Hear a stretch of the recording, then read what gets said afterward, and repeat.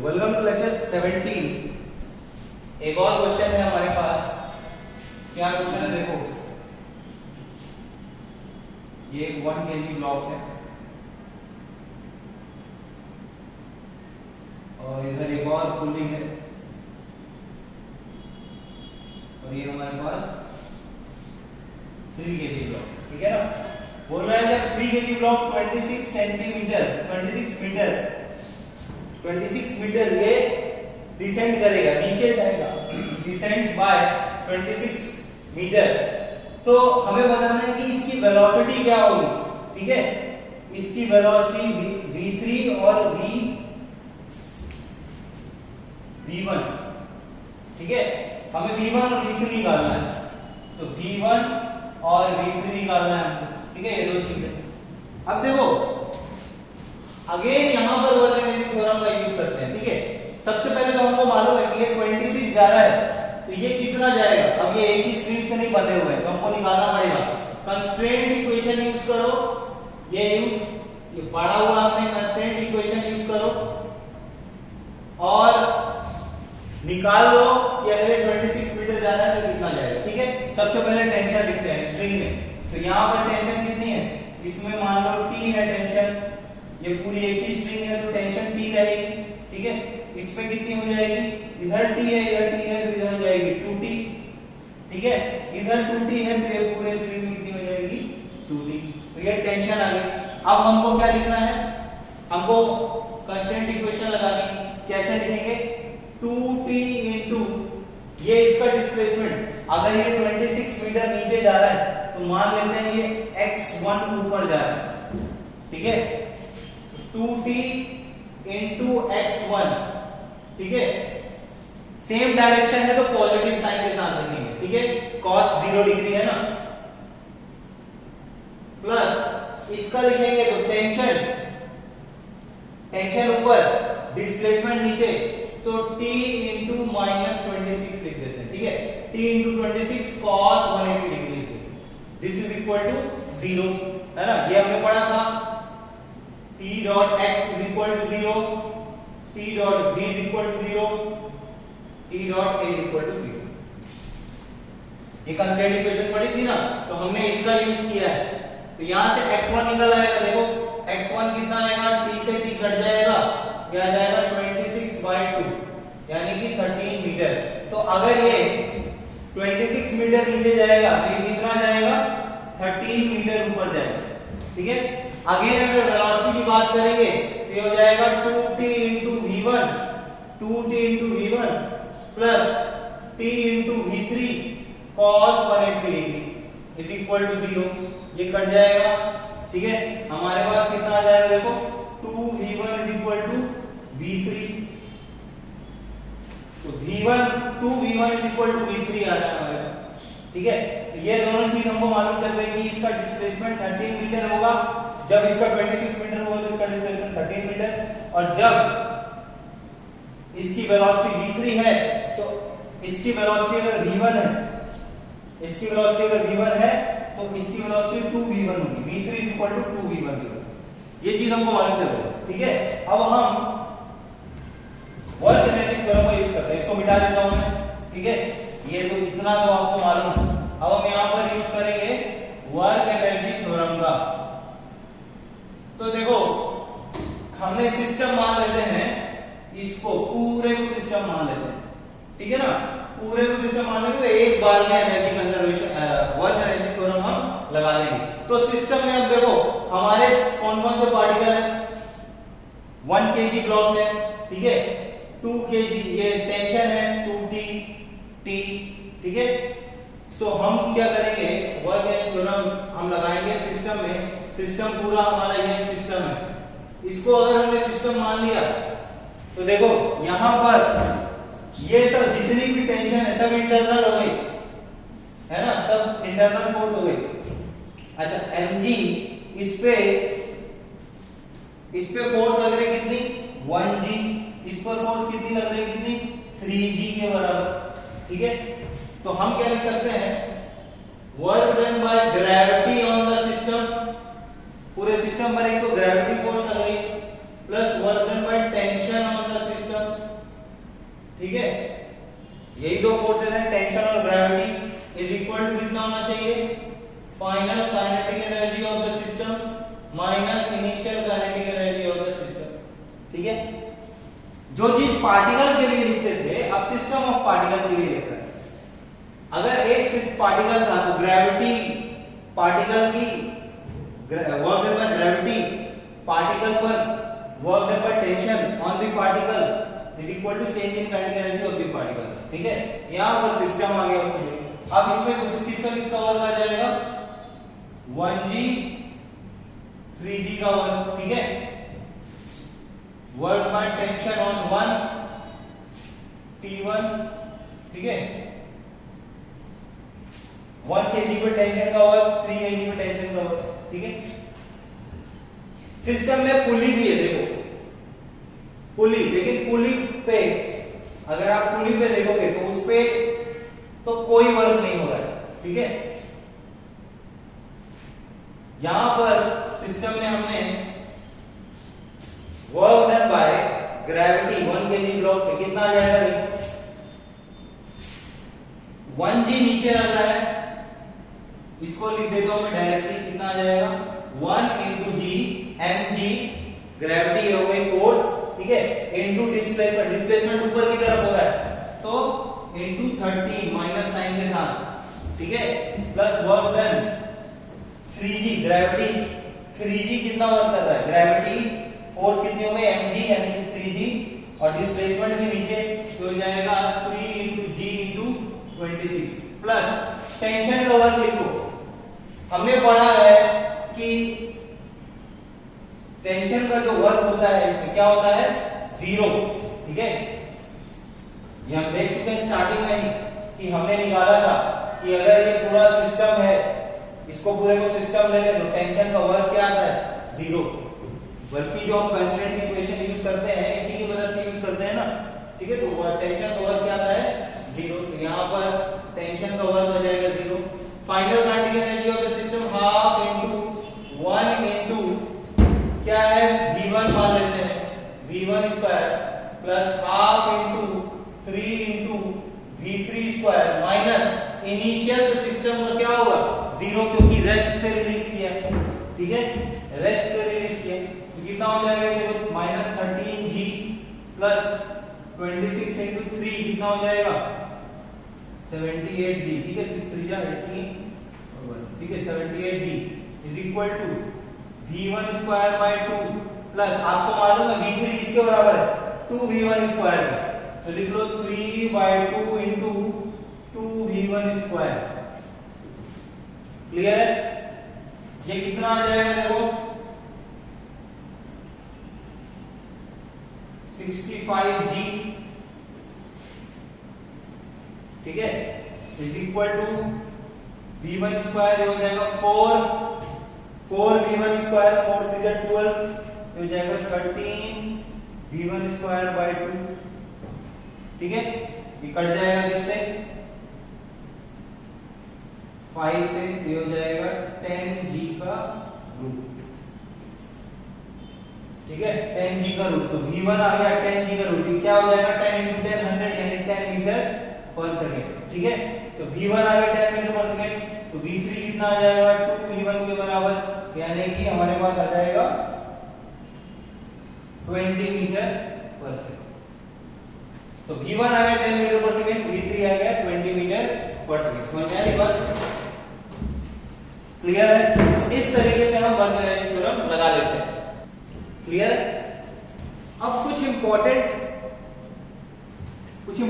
Points देखते हैं। जब हम वर्क एनर्जी थ्योरम सिस्टम के लिए लगाते हैं, ठीक है, वर्क एनर्जी थ्योरम जब हम सिस्टम ऑफ पार्टिकल के लिए लगाते हैं तो उससे रिलेटेड कुछ important point, very very very important कुछ पॉइंट्स देखेंगे जो आपको ध्यान में रखना है। ठीक है, जिससे वर्क एनर्जी थ्योरम लगाते समय हमको कोई प्रॉब्लम ना आए। कुछ इंपॉर्टेंट पॉइंट्स देखते हैं। ठीक है, क्या इंपॉर्टेंट पॉइंट है, ठीक है, ठीक है। सो देखो हमने क्या बोला कि जो वर्क एनर्जी थ्योरम होती है सिस्टम ऑफ पार्टिकल के लिए, ठीक है, वो क्या होती है, net work done bye all the external plus internal forces, ठीक है, एक्सटर्नल प्लस इंटरनल फोर्सेस, ठीक है। तो इंटरनल फोर्सेस मतलब वो फोर्सेस जो पार्टिकल्स के बीच की फोर्सेस होती हैं, सिस्टम में जो भी पार्टिकल्स हैं उनके बीच की फोर्स को हम इंटरनल फोर्स बोलते हैं, ठीक है। तो पहला इसमें इंपॉर्टेंट पॉइंट, पहले पॉइंट देख लेते हैं फिर इसको समझते हैं, ठीक है। Work done by internal forces are independent of the frame of reference, very important point, frame of reference, ठीक है। work done by internal forces are independent of frame of reference, ठीक है। frame of reference पर depend नहीं करता है internal forces का work. आपको ध्यान है वर्क डन बाय फोर्स क्या होता है, क्या डिफाइन था, F डॉट ds, ठीक है, F dot ds work done by internal forces on the system की बात कर रहे हैं, ठीक है ना, सिस्टम ऑफ पार्टिकल्स के लिए बोल रहे हैं, सिस्टम ऑफ पार्टिकल्स के लिए। हमने क्या पढ़ा था कि किसी भी पार्टिकल पे जो हम वर्क लिखते हैं वो F dot ds होता है, ठीक है। जहां पर जो फोर्स का वर्क है वो फ्रेम ऑफ रेफरेंस पर डिपेंड करता है, ठीक है।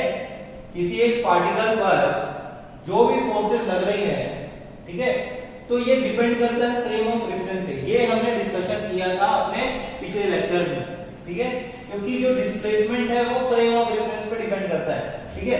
मान लो ये पार्टिकल है, ठीक है, ये पार्टिकल यहां से यहां डिस्प्लेस हुआ, ठीक है। अब कोई आदमी इसी के ऊपर बैठ जाए तो ये आदमी भी इसके साथ डिस्प्लेस हुआ है, ठीक है। तो इस आदमी के लिए जिसका डिस्प्लेसमेंट क्या हुआ, 0, इस ब्लॉक का डिस्प्लेसमेंट, ठीक है ना। तो जो भी फोर्स होगी उसका वर्क इसके फ्रेम में 0 हो जाएगा, ठीक है। ये हमने डिस्कशन किया था। अब हम बोल रहे हैं कि जो वर्क इंटरनल फोर्सेस का वर्क होता है सिस्टम ऑफ पार्टिकल्स पर, ठीक है ना, वो फ्रेम ऑफ रेफरेंस पर डिपेंड नहीं करता, ठीक है। इसको समझते हैं। मान लो ये ब्लॉक है, ठीक है, इसका मास है m, समझ में आ रही बात। ये ब्लॉक है जिसका मास है m, इस पर एक मास रखा हुआ है छोटा m, ठीक है। मान लो ये मूव कर रहे हैं दोनों साथ में और ये मूव करते करते अगली सिचुएशन कुछ ऐसी हो गई, ये लेंथ L मान लो, ये लेंथ L मान लेते हैं और ये ब्लॉक जो है देखो इसका, ये ब्लॉक जो पहले यहां पर था वो अब दूसरे एंड पर आ चुका है, ठीक है ना। फ्रिक्शन कोएफिशिएंट मान लेते हैं कितना है, म्यू के बराबर, ठीक है। अब देखो इस वाले ब्लॉक पर, इन दोनों ब्लॉक की अगर हम बात करें, ठीक है, एक आदमी खड़ा है ग्राउंड पर, एक आदमी खड़ा है जिसमें ग्राउंड पे खड़ा है, ठीक है। एक आदमी इस ब्लॉक पर बैठा है, इस ब्लॉक पर बैठा देते हैं, इस ब्लॉक पर, ठीक है, सेकेंड, और एक आदमी इस ब्लॉक के ऊपर बैठा है, ठीक है। तो ये आदमी, ये जो है ये ग्राउंड के फ्रेम में है, ये इस बड़े वाले ब्लॉक के फ्रेम में है, ठीक है, और ये छोटे वाले ब्लॉक के फ्रेम में, ठीक है। इसको तो तीनों का फ्रेम ऑफ रेफरेंस अलग अलग, ठीक है ना। अब इस पर हम जो ये जो सिस्टम है हम इसको सिस्टम मान लेते हैं, ठीक है। हमारे सिस्टम में हमारा जो सिस्टम है वो छोटू m प्लस बड़ा m, तो ये क्या लिखा हुआ, work done by internal forces are independent of the frame of reference. ठीक है, अब देखो अगर हम फ्रिक्शन की बात करें तो इस वाले ब्लॉक पर, बड़े वाले ब्लॉक पर, सॉरी छोटे वाले ब्लॉक पर, क्योंकि ये ब्लॉक के ऊपर मूव कर रहा है, ठीक है, इधर से इधर खिसक के आ गया, तो इस पर, इस बड़े वाले ब्लॉक पर फ्रिक्शन पीछे की तरफ लगेगा। ठीक है, क्योंकि दोनों के बीच में रिलेटिव मोशन देखोगे तो इसके फ्रेम से देखोगे तो ये वाला m किधर जा रहा है, आगे की तरफ, तो इस पर फ्रिक्शन किधर रहेगा, पीछे की तरफ, इस पे फ्रिक्शन किधर रहेगा, आगे की तरफ। ठीक है, तो बड़े वाले ब्लॉक पर फ्रिक्शन लगेगा आगे की तरफ और छोटे वाले पे पीछे की तरफ लगेगा। समझ में आ गई बात, फ्रिक्शन फोर्स। ठीक है, अब फ्रिक्शन जो है ये m और m के बीच में लग रही है, फ्रिक्शन कैसा फोर्स हो गया, फ्रिक्शन इज इंटरनल फोर्स हो गया। जब हमने कैपिटल M और छोटू m को सिस्टम ले लिया, ठीक है, दोनों ब्लॉक को जब हमने सिस्टम ले लिया तो friction is internal force between M and capital M। ठीक है, तो फ्रिक्शन कैसा फोर्स हो गया, इंटरनल फोर्स। ठीक है, अब ये बोल रहा है कि work done by internal force जो होता है वो फ्रेम ऑफ रेफरेंस पर डिपेंड नहीं करता। तो इसका मतलब हमारे पास ग्राउंड के फ्रेम से भी जो फ्रिक्शन का वर्क है सिस्टम पर, वो जो इस फ्रेम से फ्रिक्शन का वर्क है और जो छोटे m से जब हमने इसको फ्रेम लिया है उससे जो फ्रिक्शन का वर्क है वो सेम आना चाहिए। ठीक है, तो हमारा जब ग्राउंड है फ्रेम ऑफ रेफरेंस, ठीक है ना, जब ब्लॉक कैपिटल M है फ्रेम ऑफ रेफरेंस और जब ब्लॉक स्मॉल m है फ्रेम ऑफ रेफरेंस, तो तीनों केस में जो वर्क डन बाय फ्रिक्शन है वो सेम आना चाहिए। ठीक है, वर्क डन बाय फ्रिक्शन क्या आना चाहिए, सेम। तो देख लेते हैं फ्रिक्शन, देखो किस पे लग रहा है, इस पर लग रहा है। ठीक है, वर्क डन बाय जो फ्रिक्शन होगा वो क्या क्या होगा, फ्रिक्शन ने इस छोटे m पे वर्क किया, कितना वर्क किया देखो, इस पे फ्रिक्शन लग रहा है पीछे। ठीक है, अच्छा इस डिस्टेंस को हम बोल देते हैं कितना, ये जो डिस्टेंस है, ये जो ब्लॉक मूव करके आया है, ब्लॉक मान लेते हैं 10 मूव किया है, 10 मीटर। ठीक है, और ये वाला जो है, ये वाला, इसको मान लेते हैं, ये टोटल लेंथ इसकी 5 मीटर। ठीक है, मान लेते हैं ये छोटू जो है वो कितना मूव किया है, 10 तो साथ में मूव किया है, देखो प्लस 5 एक्स्ट्रा मूव किया ना, देखो इसका मोशन ये है, इसका डिस्प्लेसमेंट। ठीक है, तो यहां तक तो 10 है, यहां तक तो 10 मीटर प्लस ये 5, टोटल कितना हो गया 15 मीटर। ग्राउंड के फ्रेम से ये जो आदमी देख रहा है, ये क्या देख रहा है कि ये जो ब्लॉक है वो 10 मीटर डिस्प्लेस हो रहा है। ठीक है, ऐसे लिख लो,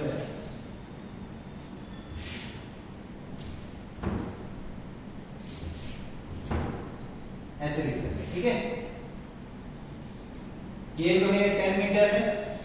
ठीक है, और ये ऊपर वाला ब्लॉक जो है वो 5 मीटर एक्स्ट्रा चल रहा है, क्योंकि इसकी लेंथ कितनी है, 5 मीटर। ठीक है, तो जो फ्रिक्शन का वर्क होगा सिस्टम पर, सिस्टम में कौन कौन से पार्टिकल है, m और कैपिटल M, तो फ्रिक्शन ने इस m पे भी वर्क किया और इस कैपिटल M पे भी वर्क किया। ठीक है, तो वर्क डन बाय सिस्टम क्या हो जाएगा वो देख लेते हैं। Work done by system on m, work done by friction on m, work done by friction on capital M। Ground के फ्रेम से अगर देखेंगे तो फ्रिक्शन ने कितना वर्क किया, कितना फ्रिक्शन फोर्स लग रहा है, F। ठीक है, इसका डिस्प्लेसमेंट कितना हुआ 15 मीटर, ये हो जाएगा 15 डिस्प्लेसमेंट इनटू फोर्स F।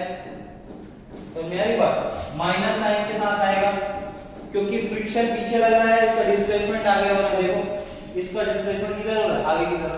ठीक है, कैपिटल M की बात करें तो कितना हो जाएगा, देखो इस पे फ्रिक्शन आगे की तरफ लग रहा है, इसका डिस्प्लेसमेंट 10 मीटर हुआ।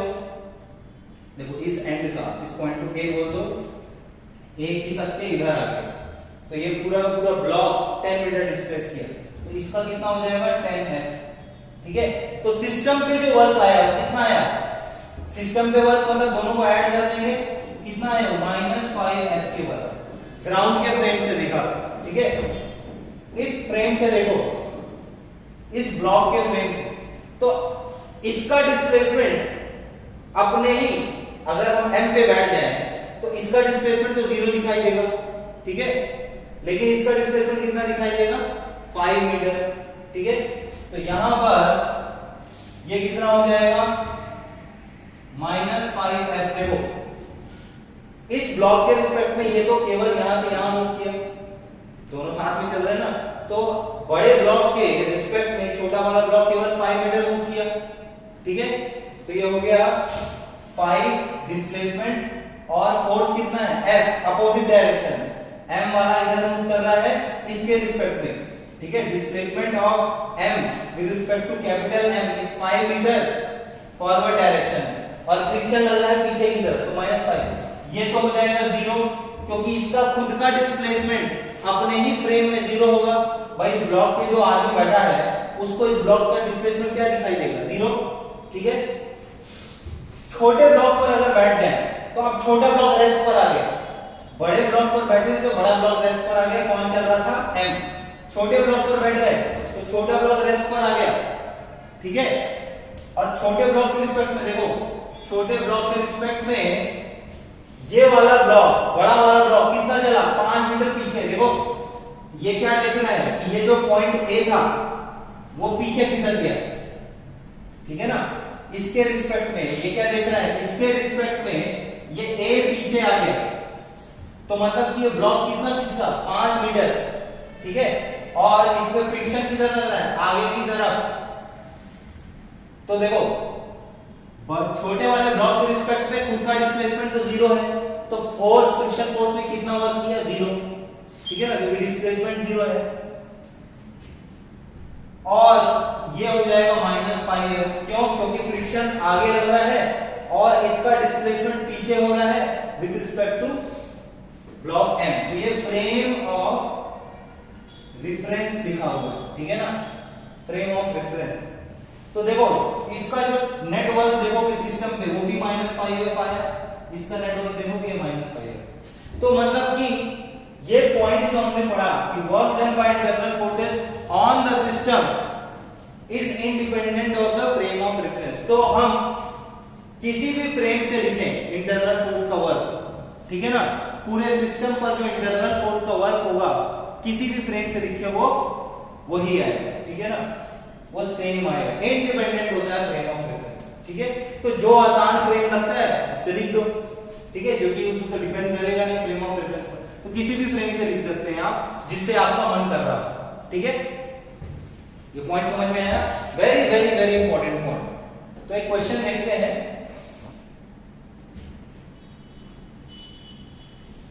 एक प्लान है, ठीक है, और इस पर एक ब्लॉक है M, ठीक है, म्यू है, ये स्मूथ सरफेस, इस पर एक फोर्स लगा रहे हैं F, ठीक है। हमसे पूछ रहा है find the work done, find the work done by friction force on the system, ठीक है। Find the work done by friction force on the system in the process, ठीक है, ये हमें निकालना है, ठीक है। तो क्वेश्चन हमको दिया हुआ है कि एक ये जो लार्ज ब्लॉक है वो M पर रखा हुआ है, ठीक है, प्लैंक पर रखा हुआ है छोटा ब्लॉक, और एक फोर्स लगा रहे हैं F, ठीक है। हमें निकालना work done by friction force on the system in the process, ठीक है। इफ दिस स्मॉल ब्लॉक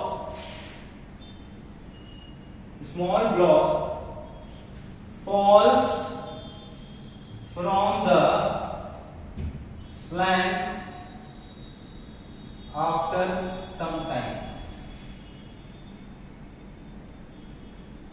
ठीक है, हमें क्वेश्चन में बोला जा रहा है कि कुछ देर बाद ये जो स्मॉल ब्लॉक है वो प्लैंक से नीचे गिर जाए तो क्या होगा। देखो ये फोर्स लगा रहे हैं F, तो ये कहीं आगे जा रहा होगा। ठीक है, तो क्या सिस्टम होगा, मान लो ऐसे रखा होगा। ठीक है, ये प्लैंक है, ये मास M, ये फोर्स लग रही है इसकी। कहीं आगे क्या होगा, ये ब्लॉक यहां तक आके, छोटा ब्लॉक आके नीचे गिर जाए। ठीक है, कुछ डिस्टेंस चलने के बाद तो कुछ ऐसी सिचुएशन हो गई। ठीक है, कि इसको हम आगे लेके जा रहे हैं तो ये क्या होगा, ये ब्लॉक स्लिपिंग होगी दोनों के बीच में और ये नीचे गिर जाएगा। ठीक है, तो हमें बताना है कि फ्रिक्शन में सिस्टम पे क्या वर्क किया। ठीक है, यहां पर सिस्टम हमारा कौन है, M+M। ठीक है, तो इसका वर्क निकालना है, तो किसी भी फ्रेम से निकाल दो इसका वर्क। अब देखो ग्राउंड फ्रेम से लिखना कठिन हो जाएगा क्योंकि ग्राउंड फ्रेम में इसका डिस्प्लेसमेंट लिखो। ठीक है, डिस्प्लेसमेंट मालूम नहीं, किसी भी फ्रेम से लिख दो, लिख सकते हैं। इस ब्लॉक का जो डिस्प्लेसमेंट होगा वो ये होगा। ठीक है, और इस ब्लॉक का जो डिस्प्लेसमेंट होगा, इस ब्लॉक का डिस्प्लेसमेंट वो ये होगा। ठीक है, तो ग्राउंड के फ्रेम से लिखोगे तो आपको इसका डिस्प्लेसमेंट ग्राउंड के फ्रेम से लिखना पड़ेगा।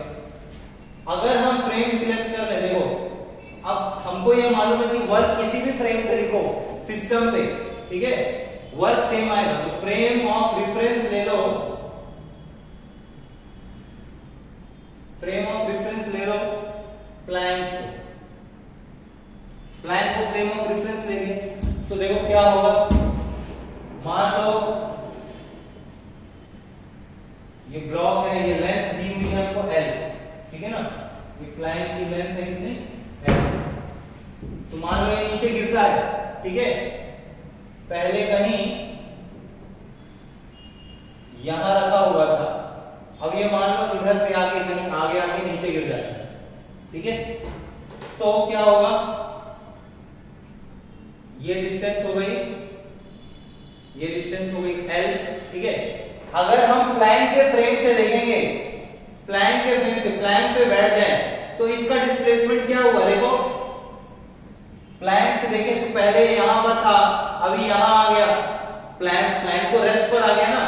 प्लैंक के फ्रेम से देखिए, प्लैंक रेस्ट पर आ गया तो इसका डिस्प्लेसमेंट क्या हुआ, L के बराबर। ठीक है, अगर ये इधर मूव कर रहा है प्लैंक के फ्रेम से तो इसको फ्रिक्शन किधर लग रहा होगा, पीछे की तरफ फ्रिक्शन। ठीक है, तो फ्रिक्शन फोर्स होगा F कितना हो जाएगा, म्यू इंटू N के बराबर। N कितना होगा, देखो नीचे लग रहा है mg, ऊपर लग रहा है नॉर्मल, नॉर्मल हो जाएगा mg के बराबर। तो फ्रिक्शन फोर्स की वैल्यू कितनी हो जाएगी, म्यू mg के बराबर। ये जो फ्रिक्शन फोर्स होगा वो तो हमको निकालते आता है। ठीक है, नॉर्मल जो भी लग रहा होगा म्यू n हो जाएगा, म्यू mg के बराबर। तो work done by friction force on the system का क्या मतलब है, m1 m पर plus work done by friction on m। ये होता है work done by friction on the system is equal to क्या हो जाएगा, हम किस फ्रेम से लिख रहे हैं, फ्रेम हमने प्लैंक को लिखा है तो क्या हो जाएगा F इंटू डिस्प्लेसमेंट कितना है, देखो फ्रिक्शन तो लग रहा है किधर, पीछे की तरफ, इसका डिस्प्लेसमेंट हुआ है आगे की तरफ। ठीक है ना, ये ब्लॉक पहले यहां था जो खिसक के यहां आ गया तो इसका डिस्प्लेसमेंट कितना हुआ, आगे की तरफ L, और फ्रिक्शन कितना लग रहा था इस पे, पीछे की तरफ F। तो ये कितना हो जाएगा F into L minus sign के साथ, क्योंकि फोर्स और डिस्प्लेसमेंट का डायरेक्शन अपोजिट है। फोर्स कितना है, minus mu mg into L। यही सिस्टम पे वर्क होगा, ये केवल ब्लॉक M का वर्क नहीं है, फ्रिक्शन ने इस M पे क्या वर्क किया, फ्रिक्शन ने पूरे सिस्टम पर, सिस्टम मतलब work done by friction on M plus plank. ठीक है ना, ब्लॉक M प्लस प्लैंक का वर्क आगे कितना, माइनस म्यू केवल अगर हम इस ब्लॉक पे लिखेंगे वर्क तो वो अलग होगा, वो फ्रेम ऑफ रेफरेंस पर डिपेंड करेगा। केवल अगर एम पर लिखेंगे, केवल अगर प्लैंक पर लिखेंगे तो वो भी फ्रेम ऑफ रेफरेंस पर डिपेंड करेगा। लेकिन सिस्टम का मतलब कि अगर कैपिटल एम और स्मॉल एम यानी प्लैंक प्लस स्मॉल ब्लॉक को अगर हम सिस्टम ले लें तो फ्रिक्शन हो गया इंटरनल फोर्स, और internal force frame of reference पे नहीं डिपेंड करता है, इंडिपेंडेंट होता है। तो अगर ये देखो फ्रिक्शन यहाँ पर इंटरनल फोर्स हो गया और हमने सिस्टम पे वर्क लिखा माइनस म्यू mgl, ये किसका वर्क है? Work done by force on M plus work done by friction force on plank. ये कितना आ गया? Minus mu mgl। यही ग्राउंड से भी आएगा।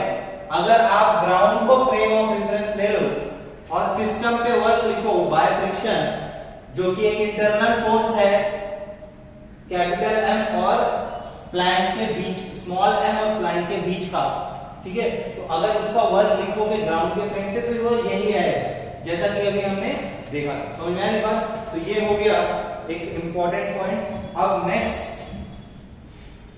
क्लास में इससे रिलेटेड एक और इंपॉर्टेंट पॉइंट देखेंगे। Thank you very much.